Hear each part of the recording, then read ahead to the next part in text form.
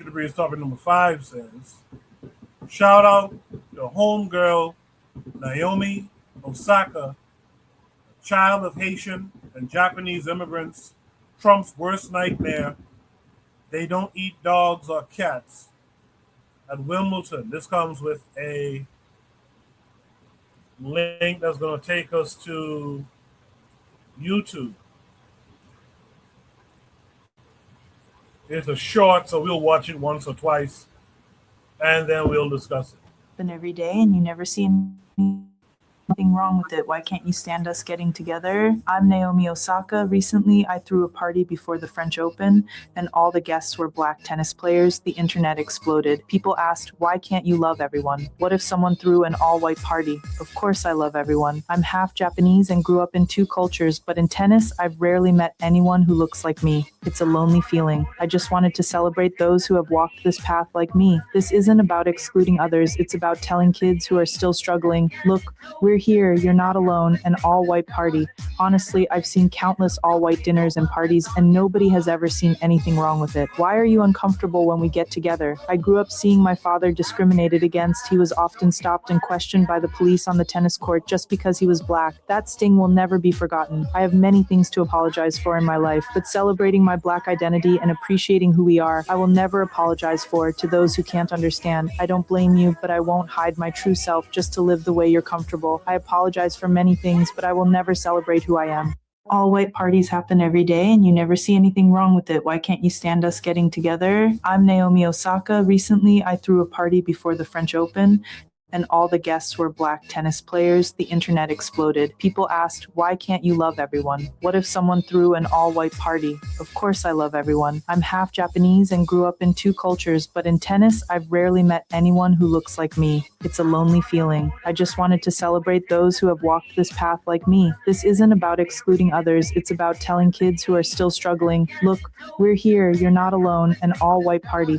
Honestly, I've seen countless all-white dinners and parties, and nobody has ever seen anything wrong with it. Why are you uncomfortable when we get together? I grew up seeing my father discriminated against. He was often stopped and questioned by the police on the tennis court just because he was black. That sting will never be forgotten. I have many things to apologize for in my life, but celebrating my black identity and appreciating who we are, I will never apologize for. To those who can't understand, I don't blame you, but I won't hide my true self just to live the way you're comfortable. I apologize for many things, but I will never celebrate who I am. All white parties. Yeah, that's good stuff. Let me read some comments here on the video. Someone says, Truth Seeker says, why are you uncomfortable? Quote, why are you uncomfortable when we get together? Good for you, young lady. Someone else here, Arnita Williams, says, absolutely nothing to apologize for. Good for you, Naomi. Someone says, Rose says, no apologies needed. Someone else says, if memory serves me correctly, parties are private events. You can you can invite whomever you want. You know what's interesting about this? I remember this story. This happened just a few weeks ago. When she did have this party and she had Coco Golf and other black tennis players there. And what's interesting, I've lived my whole life seeing white folks have parties where it's just white folks. And I'm noticing that it seems like it has reappeared now where white folks are trying to police black spaces. That's something Twitter is showing me. Now, Twitter might be full of bots and all this kind of stuff. That's fine. But who's sending the bots, right? But you'll have a person like typical African or someone like that post something about Africa or African history, and here comes a bunch of white folks all of a sudden with their commentary. Oh, that didn't happen, blah, blah, blah, detractors, right? And I'm like, what is the issue? What is going on now where white folks seemingly have been emboldened to and deputized once again to kind of be finger wagging black people, no matter what status you are, finger wagging black people who you can and can't have around, who you can congregate with. I don't get it. And to my knowledge and in my experience, you don't see a bunch of black folks trying to get into the all white. I'm talking about all white people party. You know, we're not outside the window fiending to go eat some potato salad with raisins in it. We do our shit over here. Y'all do y'all shit over there, right? It's segregated, correct? Why are you now in our business? And I'll be curious to hear what you guys in the chat have to say too, as to why you think white folks are trying to police and you know, keeping an eye on black folks doing black shit with black people. Sister Cheryl said, "Really, yeah." And in my estimate, I've never walked past a gallery opening or some shit where there's a bunch of white people drinking wine and said, "God damn, I got to get inside there." How come they didn't invite more black people? I don't give a shit. But when black folks are doing their stuff, don't come around doing that shit. But I've always said, there was a time when I used to play music. And I remember you would be at a reggae concert that's clearly black. I mean, just a bunch of black people and some old white folks holding hands and just walk in. And everyone's watching these two fuckers like, what are you doing inside here? But it's like they're there to see what's going on. And I think as black folks, we got to put our foot down and stop that too, curtail that type of behavior. Black Seal, has that been your experience, life experience? And what say you about what Naomi had to say? Yeah, I mean that has been the experience that white people feel the need to police black people, right? That's why there's been so many confrontations, right? The feeling to deputize us, right? As if black people were still under segregation and Jim Crow. I mean, just think about the history.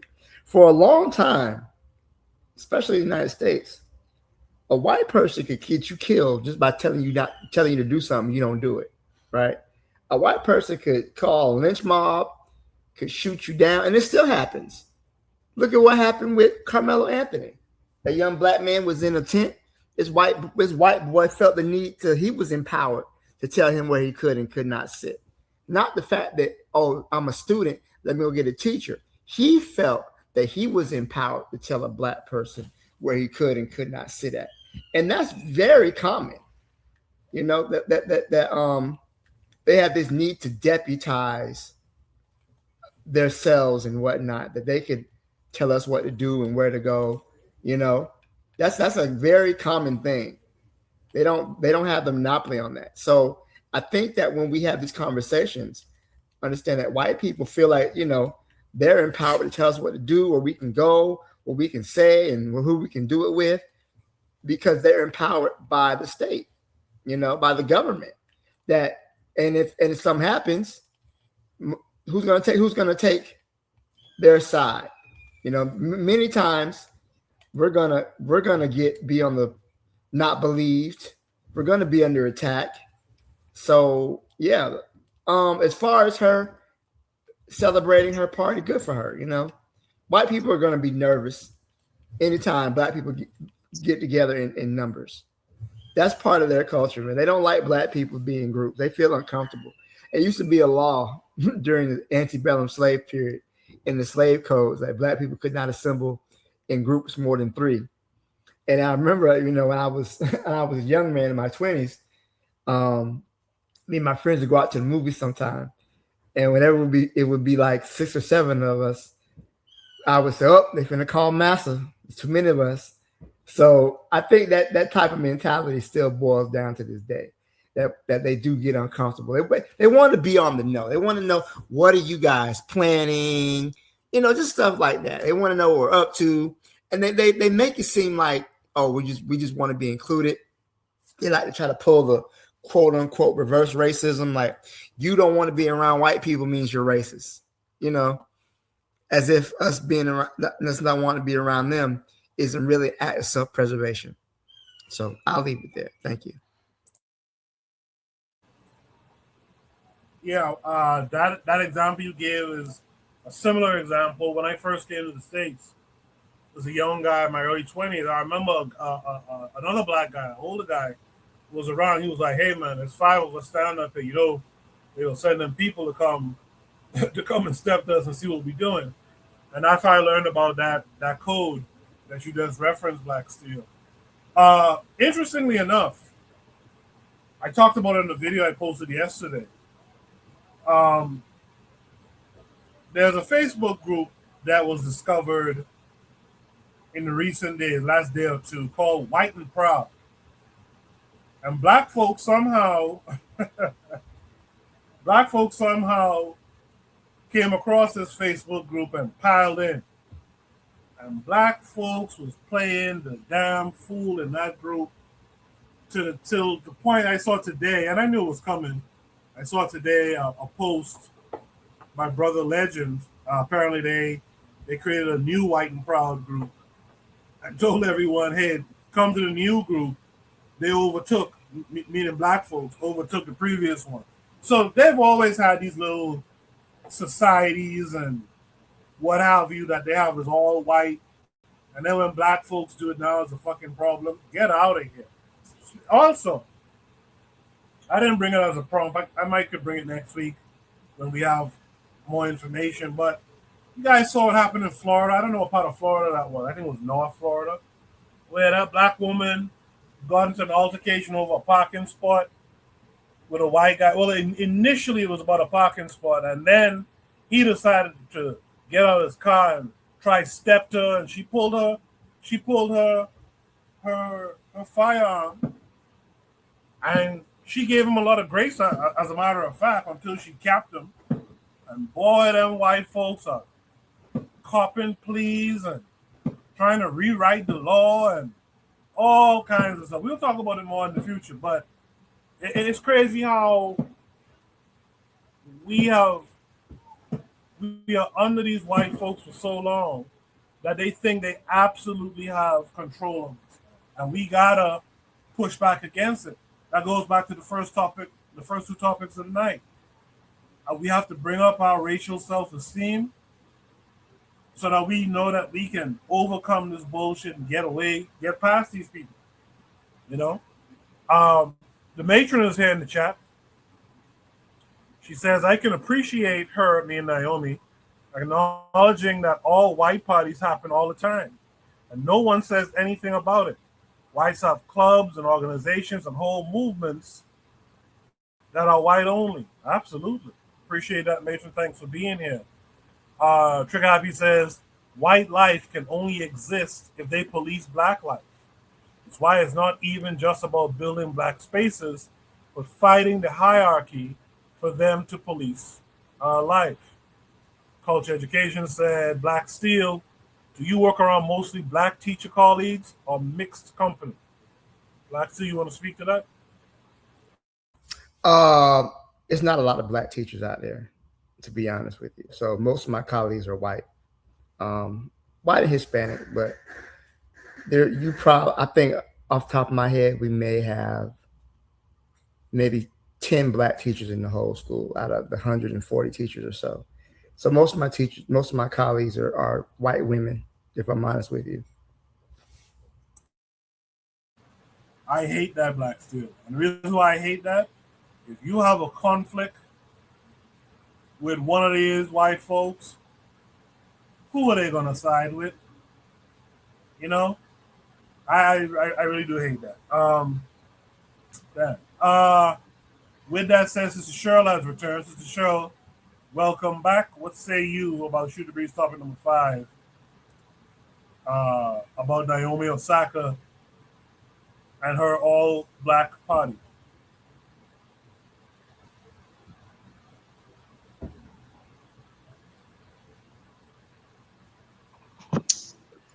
Can you hear me?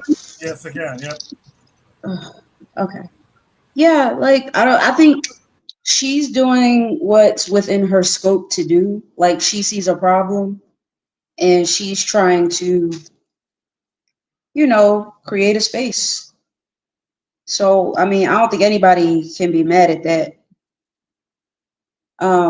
But in terms of Black people wanting to be in white spaces, I kind of see a lot of that.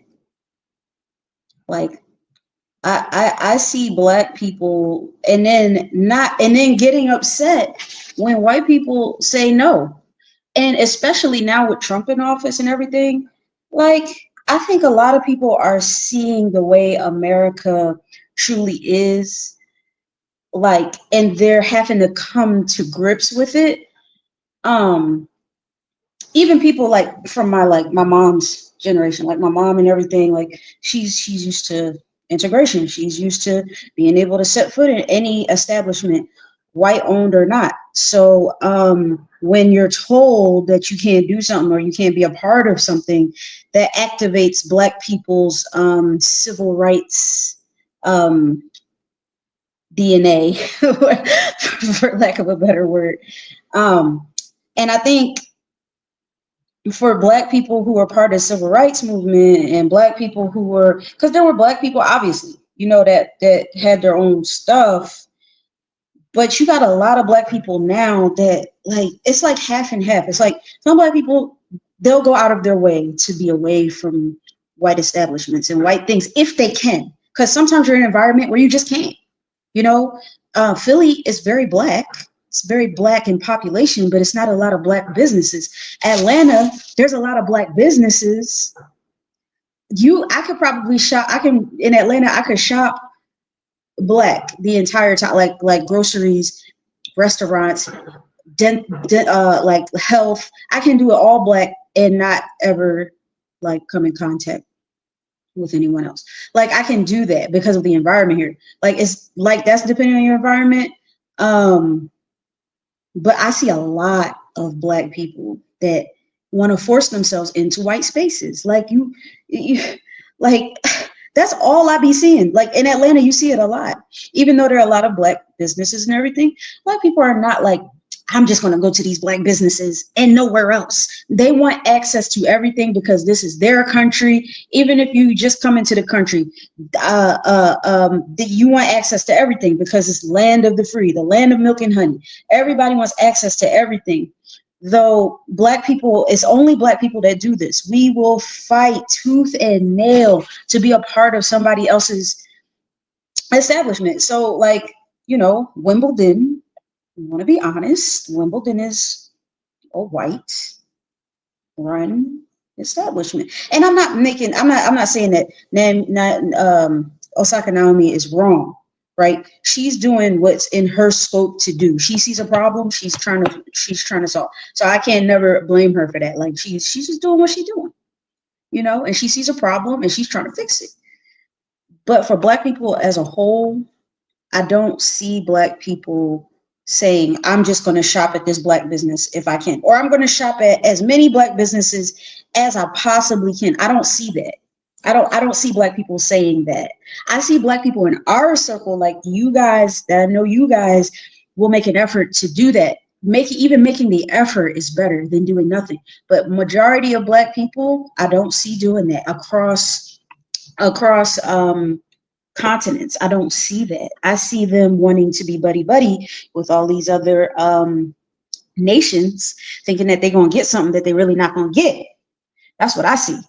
But I'll leave it there. Sister Cheryl, I'm not disagreeing with you, but I will say this. What I've noticed is that if Black folks go to a spot that's supposed to be open for all, right? And somehow, some way, white folks try to bottom. Yeah, I've seen Black folks complain about that. But what I'm saying is, I live here in Brooklyn. When I go in Manhattan, I walk past the bar that has the rave going on. I don't see no Black folks outside complaining about not being able to get in. They ain't even trying to get in there. Now, if it's an establishment you go to, it's some little speakeasy or something that every and anyone should be able to walk into, and then here comes some white bouncer or something telling you guys can't come in, and like how they make up those excuses of because you're wearing sneakers or something. That's when I see black folks complain, which they shouldn't, by the way. They should just walk away from that 100%. But black folks just want. I mean, there's some for sure. Of course, it's not zero, but I don't see a bunch of black folks. Me personally, I don't see a bunch of black folks trying to be up in all the extra white shit. It's just not what I see. But let's welcome in the next panelist here. That'll be Brother Bakari. Brother Bakari, how are you this week? I'm absolutely magnificent, my brother. How everybody on the panel? How are you, my man? The chat. Good. You I'm gonna be barbecuing honest. Bakari? Party before the July party ended early, Bakari. Is that why you're here? No, I didn't barbecue, but somebody barbecued. They gave me some food and I ate it. But I ain't never barbecued for the 4th of July, man. Shit. But I don't know what the topic is. I was just trying to catch y'all before y'all go off. I heard y'all talking about black business. So, I'm on my phone and I can't read what it says. Hold on a second. I'll play the video, and you can hear it one time. It's a short. So. I will never apologize for. To those who can't understand, I don't blame you, but I won't hide my true self just to live the way you're comfortable. I apologize for many things, but I will never celebrate who I am. All white parties happen every day and you never see anything wrong with it. Why can't you stand us getting together? I'm Naomi Osaka. Recently, I threw a party before the French Open and all the guests were black tennis players. The internet exploded. People asked, why can't you love everyone? What if someone threw an all-white party? Of course I love everyone. I'm half Japanese and grew up in 2 cultures, but in tennis, I've rarely met anyone who looks like me. It's a lonely feeling. I just wanted to celebrate those who have walked this path like me. This isn't about excluding others. It's about telling kids who are still struggling, look, we're here, you're not alone, an all-white party. Honestly, I've seen countless all-white dinners and parties, and nobody has ever seen anything wrong with it. Why are you uncomfortable when we get together? I grew up seeing my father discriminated against. He was often stopped and questioned by the police on the tennis court just because he was black. That sting will never be forgotten. I have many things to apologize for in my life, but celebrating my black identity and appreciating who we are, I will never apologize for. To those who can't understand, I don't blame you, but I won't hide my true self just to live the way you're comfortable. I apologize for many things, but I will never celebrate who I am. All white. So yeah, Bakari, you probably saw that about 2 weeks, a week or two ago, I think. No, I never seen it. I never seen that. Oh, I thought about the party. Yeah, when she threw the all-black party. Well, she threw the all-black party. Yeah. I agree. I agree with what she said. You can't. How can you tell her she can't have a party and just invite her black friends? No, I don't agree with that. Oh, of course I love everybody. That's absolutely impossible. They only try to push that on black people. You have to love everybody. So what if it was an all-white party? Why they have all-white parties all the time? Shit, hey, look, if you want to see one and you come to Atlanta, I can take you to a couple golf courses that I had to make some deliveries to if you want to see an all-white party. And ain't nobody complaining. And you know who they make these golf courses where the least amount to join this country club is $70,000 a year. How many of us can afford $70,000 a year? Yes, of course they have the all-white parties. I stand with her, to hell with them. You can't tell me I can't have something for us.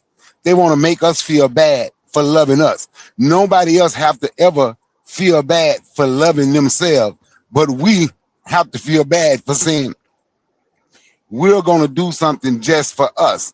So I think when I heard Cheryl talking about businesses and how people is not making a conscious effort, right? She said, of course, the people on the panel. Now I understand what she was saying, and you're right, and I agree, because we have been taught that you shouldn't. Now we're going to say something negative is the reason that they shouldn't go to the black business. But Cheryl, what she said, they're not making that conscious effort.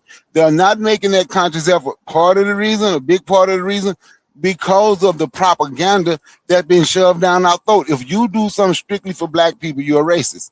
Oh, hell, shit, I'm just a racist. So they get mad with me because I say, okay, I'm just a racist then. I'm just going to be racist.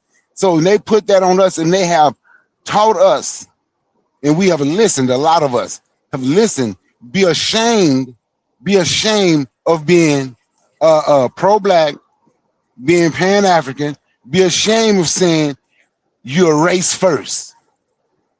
We can't say we race first. We have to say we love everybody, which is absolutely asinine. I don't, I don't, I don't, I don't love everybody. It's impossible, and I get it more from Christians. And I asked my mama one time, who was a Christian, and I asked my mom, I'm like, Mama, do you love everybody? My mama, her exact words were, because they call me Pooh, like Pooh, I never forget. Pooh, they say it's in the Bible. She said, I done read that Bible front to back 8 times. I've never seen it. And she said, if it is in the Bible, when I die and get to the pearly gates, that's just a discussion me and Jesus are going to have to talk about. Because how can I love people? Because my mom was born in 1927. How can I love white folks when I saw the way they treated me and other black people? There's no way I can love them. So I don't love everybody. That's the one thing Naomi Osaka, that's the only thing I would say I don't agree with about saying love everybody. But having a black party, to hell with them. To hell with them. She can have her black party and represent her blackness is good if she want to stick and understand that side of her culture. And I respect that. And on that, I yield the mic. I appreciate that, Brother Bakari. Sister Shirley, you wanted to add something? Or Black Steel, you want to add something? Yeah, let me just say this real quick. Go ahead. Ladies first. No, I'm just going to say, like what Bakari is saying, like that's just pretty much what I'm saying. Like you can't love everybody, but I'm not mad at Naomi Osaka for saying that, and there's a couple of reasons. Because she's biracial. She has to say that. And see, this is where the politics of being biracial, this is where it gets muddy for a lot of people. Okay. Now, I'm not upset at anything she said, and I'm not even upset that she said, I'm for, it's not about all people, and I love all people. You can't this is the reason why you cannot ask a biracial person to just be on the black side, or just be on the white side, or just be on the Asian side. This is exactly why. This is Exhibit A. This is Exhibit A.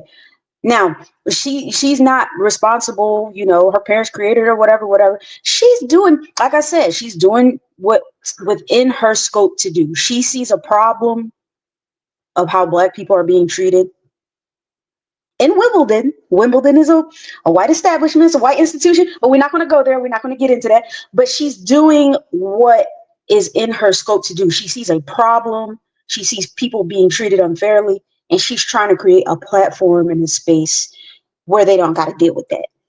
And I think when it comes to, like, when you're biracial, it comes to people like Naomi Osaka, you just got to leave it there. Like, you can't say, oh, well, you can't love all people. She has to love all people. She's multiracial. She has to. So I'll just leave it there. Like, I still think she's doing a great thing. And she sees a problem, and I'll leave it there. What I was going to say really quick is that many times there is the perception that black people have that something white is better, right? So, for example, black people move to a certain neighborhood, right?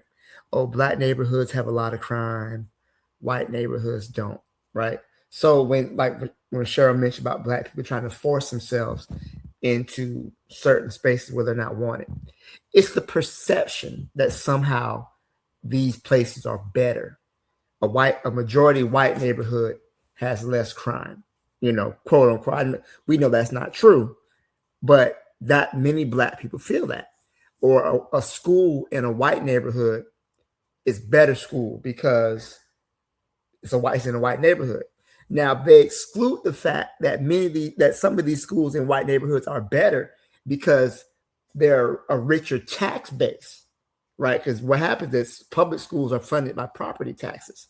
So many times for schools in a majority white neighborhood, that means they have a larger property taxes, which means the school gets funded better. Not that these particular locations are inherently better, right? But for so many of us, we've internalized the idea that white is right, white is better. The white man's ice is colder, right? We've heard this before. So they'll desire to be closer to whiteness because the idea is that if you're closer to them, you can get benefits, the same benefits that white people have. You can get those benefits if you live in a neighborhood that's majority white, because the police won't be in the neighborhood. There won't be as many killings. Now, mind you, white people commit their crimes indoors, right? So white man could be molesting every kid in the neighborhood. You wouldn't know because there's not a lot of police presence. And the reason why crime is so high in the black community is because a lot of police there. Just because places don't have a lot of police don't mean they don't have a lot of crime. This means that they're not being patrolled or whatnot. But so many of our people desire to be in those spaces because they feel those spaces are better. We used to have a thing. We used to call it these black kids in my school. When I was in high school, that didn't like to hang with other black kids because they considered us to be ghetto, right? Or they like certain things. They may have liked something like anime or, punk music or whatnot. And they felt that their interests in their things that made them special separated them from the other black kids. And they tended to gravitate more towards the white kids. They would say, oh, the white kids are nicer to me. The white kids, they don't, whatever logic they would have. So I see that in my growing up that some black people try to separate themselves from other black people because they feel that whatever the white people have is superior. To me, that's a pathological rejection of history, because at what point the only place that white people readily accepted black people was in bondage and slavery. They'll readily accept you on the plantation, the slave ship, or the back of the bus, but none of that. So that's just my thoughts on that. Good discussion, man. I appreciate that. We're gonna make that the last topic of the night, man. So let's have our shout outs for the week, something positive you experienced or witnessed during the week. I'll just go straight down the line. Black Seal, what would you like to shout out this week? So shout out, you mentioned the story. I hope that shout out to that black woman down in Fort Lauderdale who defended herself against that racist ass cracker. I hope she beats it 9 times. The way it's looking, that video, I hope she does. She's probably going to beat that. Shout out to the 50,000 black men who fought against independence of the United States. Instead of fighting for the 13 colonies, they decided to fight for their freedom and the freedom of their families. So shout out to the majority of black people who fought against the freedom of this racist ass country. And shout out to the panel. Good show tonight, even though it started off kind of slow, just me and you, but we managed to scrape it together. Had a good discussion. Yes, indeed. Sister Cheryl, what would you like to shout out this week? Oh yeah, that incident with the woman and that Bucker, I thought he was gonna he thought she was a soft target, and she kind of popped up on him, so shout out to her, shout out to her for being prepared, because stuff like that is gonna happen, like sometimes they get a little feisty. They think they can get one over on you. You just gotta let them know, you got that thing on you. So it's like, shout out to her, because that was pretty cool. That was pretty cool. And shout out to all the black people that didn't go out for 4th of July. They fought that urge and stayed in the house and just, went about business as usual. And I'll leave it there. I appreciate you. Shout out to Sister Cheryl for being a black woman that comes up pretty consistently on the panel, and gives her takes on these topics. So shout out to you. Brother Bakari, what would you like to shout out this week? I want to shout out to you for hosting the show. Great as you always do. But me, Cheryl, and Black Steel, man, we need to shout out America for its 250, man. Yeah, come on. well, make sure Black Steel and Cheryl, are y'all with me? Say that with a straight face. No, man. I just want to shout out the panel. Shout out to Chad, man. And that's it, man. That's it. Appreciate that, Brother Bakari. Trigger Happy in the chat says shout out to Ibrahim Traore and how he's dealing with reforming the prison system in Burkina Faso.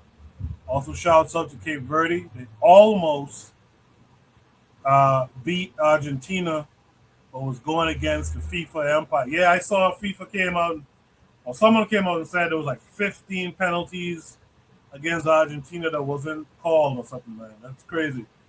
But shout out to all of you. It was, like Black Seal said, it was a slow night. I was kind of bummed out earlier, but we pieced it together. We got through it, and I think we had a good show. We should be back next week as per usual. I don't know if I'll be hosting or if Jacadero, but we'll be back. Let's try to get more people here, man. Guys, bring more folks around. Retweet the announcements of the show. Let's try to get more folks here to make the conversations a little bit more in depth. Also, please join the Discord. Post more topics. Let's have more topics, more varied topics. Bring book excerpts, whatever it be. Let's try to make this a great experience every Saturday night. With that said, I'll see you guys next week. You guys be good. Peace.